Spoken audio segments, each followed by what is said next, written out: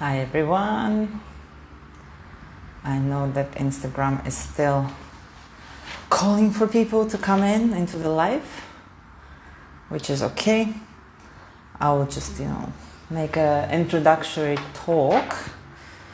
Today, guys, we're talking about diastasis recti, and mainly it's a question and answer thing because I've noticed there is so many questions, and honestly, I had to write them down. I'm sorry, but I'm gonna read them because I will just forget. There's so many interesting questions. So I think we begin, right? So there's a lot of interesting questions that are there about diastasis recti, and some of them are quite common, and some of them is like, yes, somebody asked me that question before. I totally forgot about that, and it's a very, very important topic as well. For those of you who hear word diastasis recti first time, it is abdominal muscle separation, and most common it happens to the women during the pregnancy and after birth. So today I will talk in the context of post-pregnancy diastasis recti. We're not going to even go into pregnancy. I might do another live separately on pregnancy. Today's specifically post-pregnancy diastasis recti, abdominal separation. So let's not talk too much and let's dive straight to the questions. Some of them you send me, and some of them I just collected kind of from what I hear from my patients, what they actually ask me. I know it's lunchtime, guys, and if you don't manage to watch the whole live, don't worry. I save those live. Hopefully, Instagram saves those lives. And if they're saved, I also format them and I put them on my YouTube channel. So you can watch them there. You can, skip parts or make it faster. Maybe for somebody I'm talking a bit too slow. So on YouTube, there are much more advanced options how you can watch it. So let's begin. Question number 1. And as I told you, I'm going to read it, not to forget. So 6 months after birth, is it too late to start diastasis recti rehab? Now, the number there is not of paramount importance. Somebody might ask 3 months after birth. Somebody might ask 9 months. What about 2 years after birth? And the person says also, I manage only few exercises after birth. And now that the baby is 6 months, we have a bit more routine. I can make few more things. So is it too late? Now, let's first say what diastasis recti is. And this is very important, and it will go through all the questions. Diastasis recti can be considered as a birth injury because there's alternation to the tissue. The line, the connecting line that sits between our two abdominals, so usually it's overstretched, so there is alternation to the tissue that can affect our function in a negative way. So in fact, it is an injury. It is not something like you break a leg and you obviously notice it. It's a kind of a continuous strain injury that happens during the pregnancy and then we see it more after birth. Like with any other injury, there is a healing time, natural healing time, and it will apply also to the next question we'll talk about. And we can just sit there and wait until it heals, right? We can. But we also can help it to heal with the movements we do probably with the rest, with nutrition, and so on. So, same thing with diastasis recti. There is natural healing occurring. Let's say approximately 1 year. It will take about 1 year to natural healing occurs as much as it is. And the rest we add with our own effort, with exercises, with watching our posture, with watching our daily living, maybe not lifting too much when we're not supposed, and so on. So in fact, it's not too late to do these things. Even when we came to the natural healing process, to its peak, let's say, we still can help with diastasis recti, because what is mainly diastasis recti rehab? It's strengthening, engaging of core, of pelvic floor, it's correct breathing, and it's never too late to learn these things. And I cannot even say if the effect will be different, whether you started 2 months after or 6 months after. Maybe it will take you longer if you had more overstretch, but it's still never too late. Even if you had your baby 10 years ago, you never got down to work with diastasis recti and now you have time, you can start and still see results. Okay, so no, it's not too late. Question number 2. This is amazing question. Perfect question. Are the bladder issues connected to diastasis recti? And in particular, bladder issues are, this is a person asking here. So urgency, feeling that I want to pee right here, right now. And when they do get to toilet, they feel like the bladder is not completely empty. Yes, yes, and yes. Completely, well, 90% connected to diastasis recti. And here is why. I'll probably have to get up here, sitting on my lovely ball today, since we're using balls for Pilates. A little bit anatomy lesson here, guys. So our bladder sits here, our uterus sits on top, okay? Let's say we have diastasis recti. All these tissues are lax and relaxed. The way the organs sit in our body, they're not just floating around there, one on top of another. They are supported by connective tissues, they are supported by ligaments, they are supported by muscle tension, all right? So better ligamentous tension, and ligaments do attach, also blend into the muscles. The more ligamentous tension, the more lift of the bladder we have, as well as we have this optimal intra-abdominal pressure. Everything is nice and supported here. Also, there is a ligament, the name of which I always forget.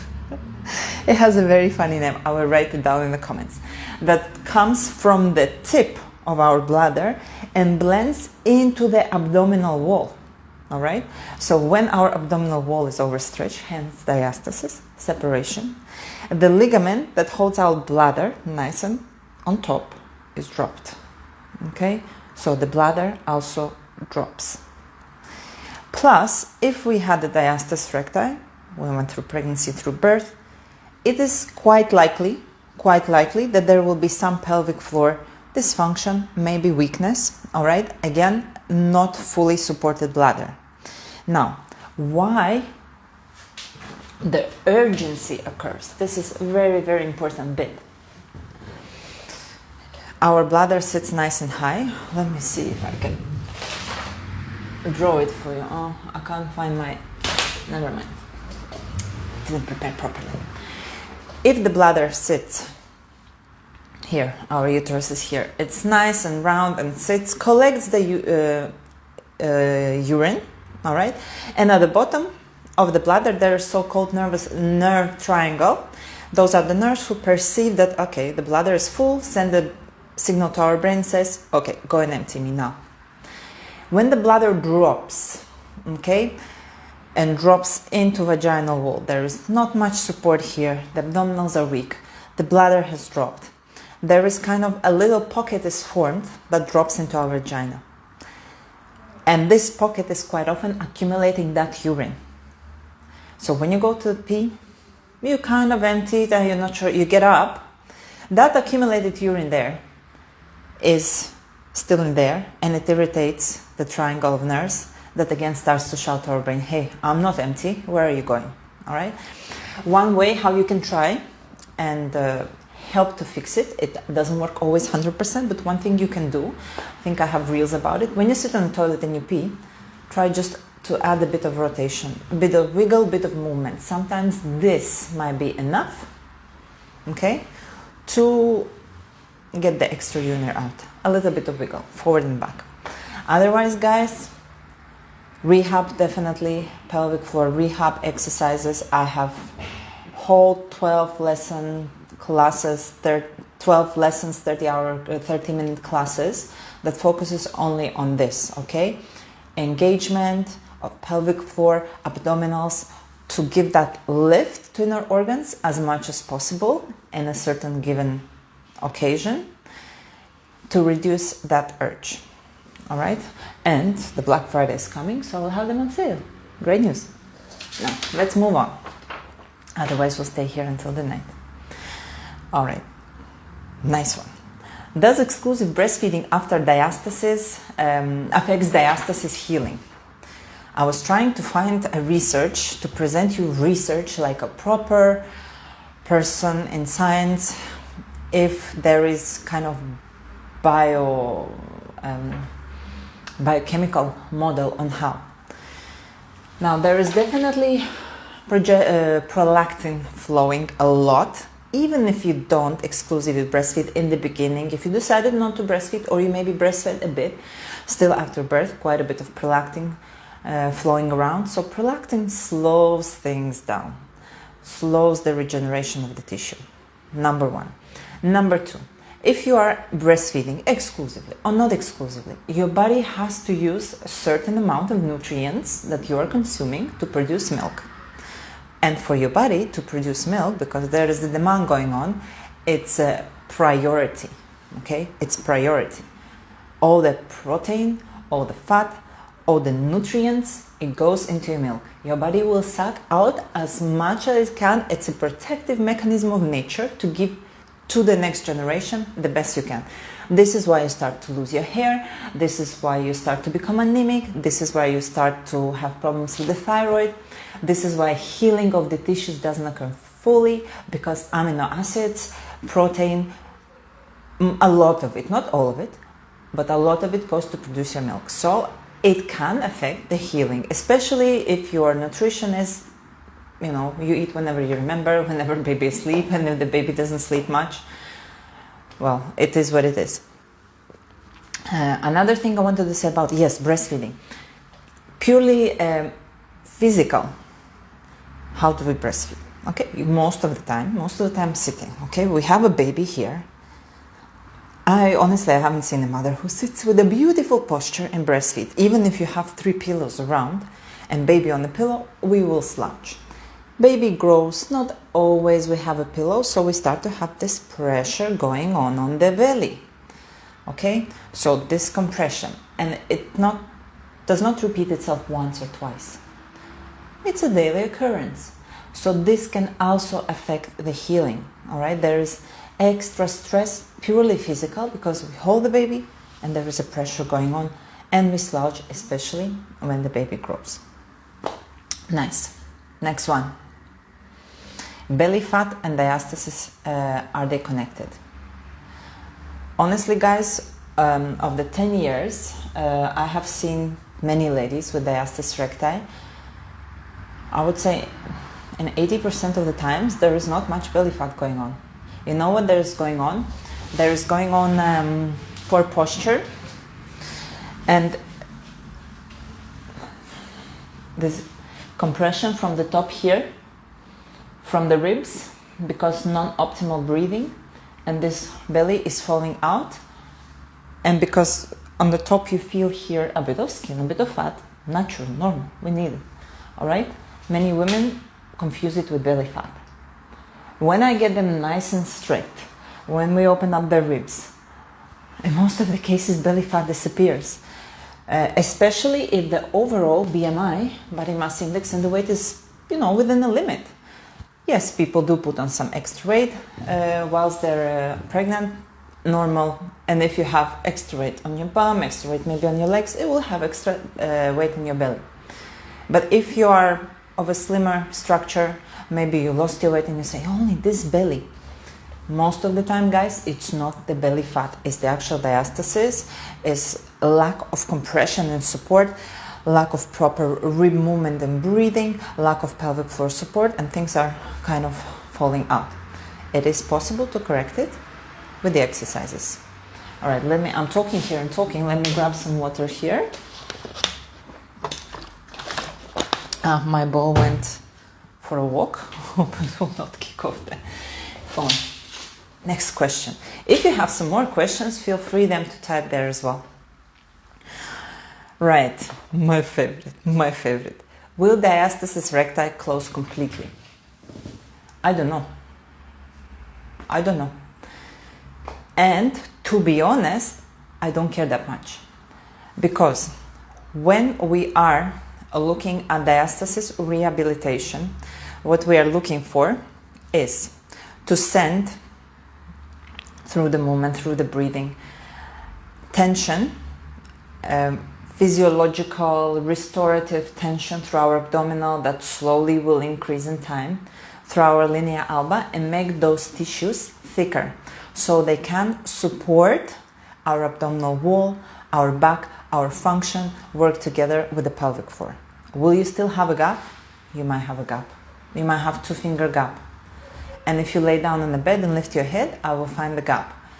But if I ask you to engage your pelvic floor or to lift your leg and the gap dips and it disappears, or it dips, yes, and there is no doming, you can do the movement, you can breathe, you're fully controlling this diastasis, this is job done. And yes, it might not close completely. It may not. Now, if it's a very large diastasis, we're talking more than 4 fingers, it will definitely not close completely. It can be reduced, and this is depending on what is the person looking for. Some women are happy for some reduction, better function, and this is it. Some women will not be happy with their achievement through the exercise and the rehab, and they might want to go for surgery, which is also a choice. Next one. All right.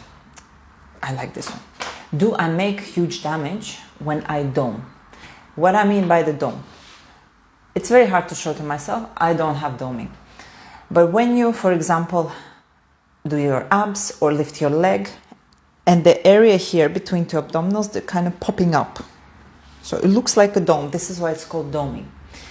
And quite often women will ask me, I lift my baby, or, I do some exercises and I'm doming. Will it do damage? Now, guys, we are looking for a function where we can, and exercises in particular, where we can control the doming. If you do exercises, you do your Pilates, yoga, functional, whatever, rehab, and you dome, and with engagement and with the proper breathing, you still dome, maybe you're lifting 2 legs, then for me, it's a sign that it's probably a bit too much, all right? We can modify it, we can do 1 leg, we can add more tension through pulling elastic, better breathing, and try to reduce that doming. Because doming tells me that I'm not managing that intra-abdominal pressure. I want a bit less of that intra-abdominal pressure.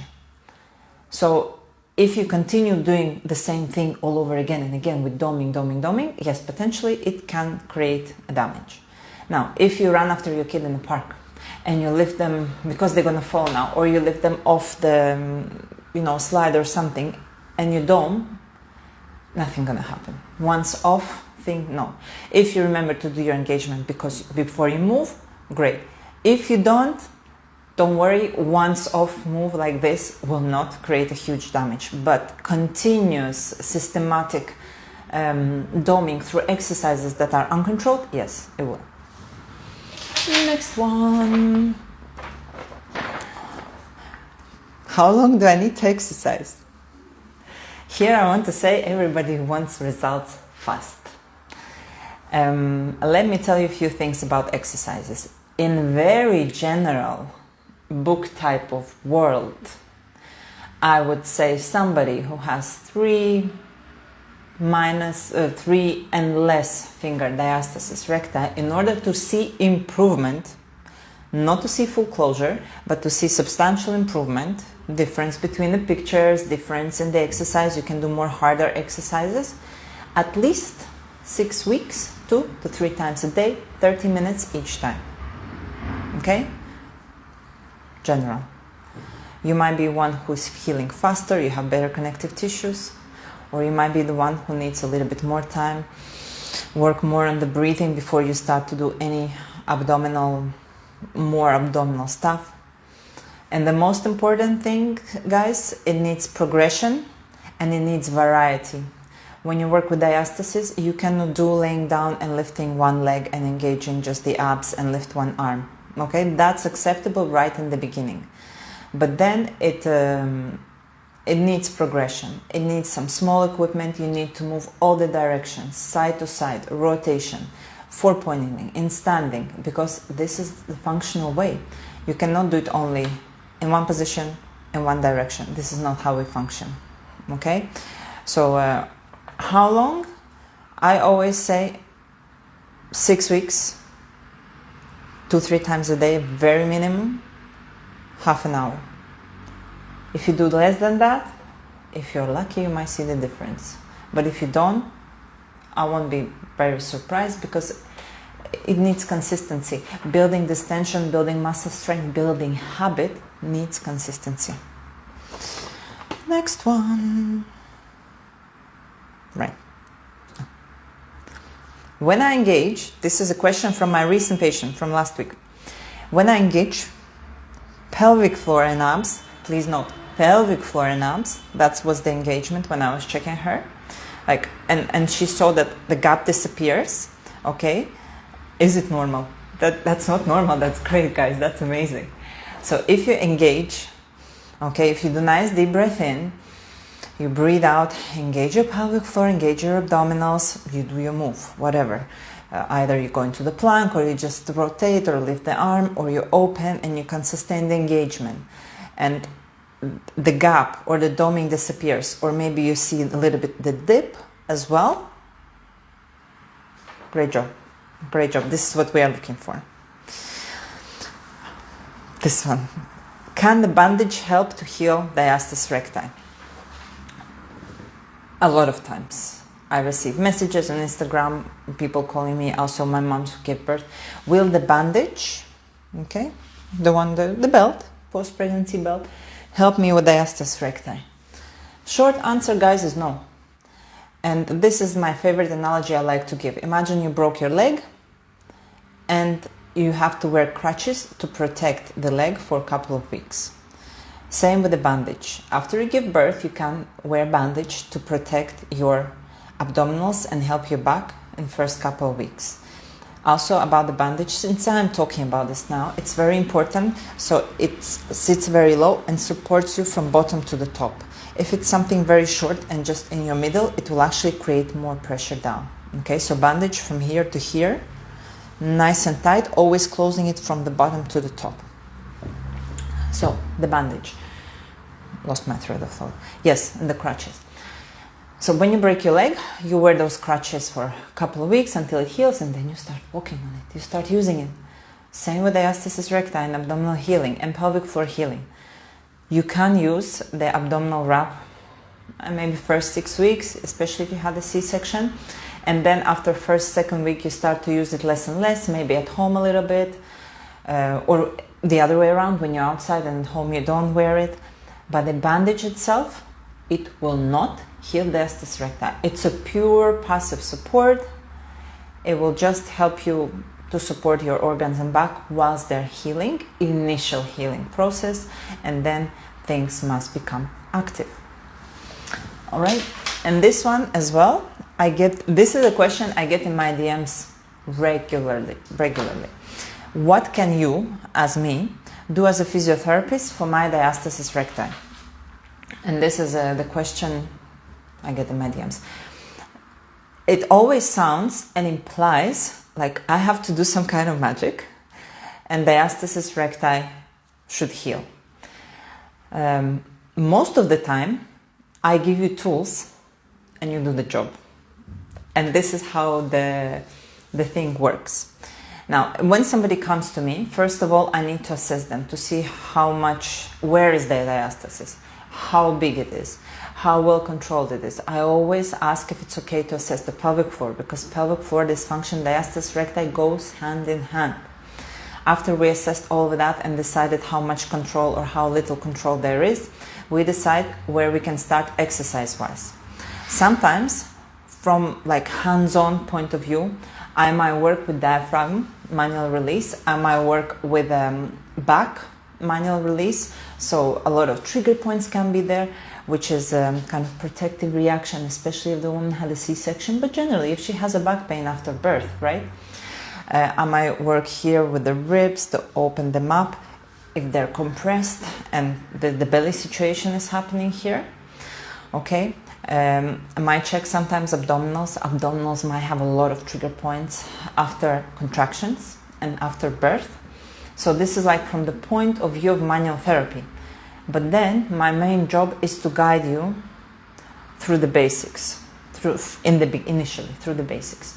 Breathing, posture, relaxation, pelvic floor engagement together with the abdominals and breathing to coordinate them. And believe me guys, only that can take a while to learn. After that, we layer on with the simple movements. And usually I always give 4 or 5 exercises. It depends how person can do, how they can take in the first session. And these exercises will be in a different position. I don't like to just lay flat and this is it. And if they can do and feel engaging the pelvic floor and abdominals, I will even give exercise in standing, which is also not hard to do. So with the hands on, with my hands, right? With my effort, I can do 15% of the job. The rest, 5%, is me teaching you and you doing the rest of the work, okay? Following instructions, doing your exercises, all right? So unfortunately, there is no magic pill. I would be very rich if there was. Okay, I think this is about it. Please let me know. Maybe you watch this live later on and you still have questions. I will upload it later on YouTube. Please let me know if you have more questions under the comment section. I will very happily answer them, and I can also do like a storyline about them and about these questions. All right, I think this was it. Thank you for your attention, guys, and we'll see you next Monday. I really plan and try to do these lives every Monday with different various topics to give you as much information as possible, because information is power, right? Okay. Have a lovely day. Thank you for being here live, and we'll see you very soon. Ciao, ciao.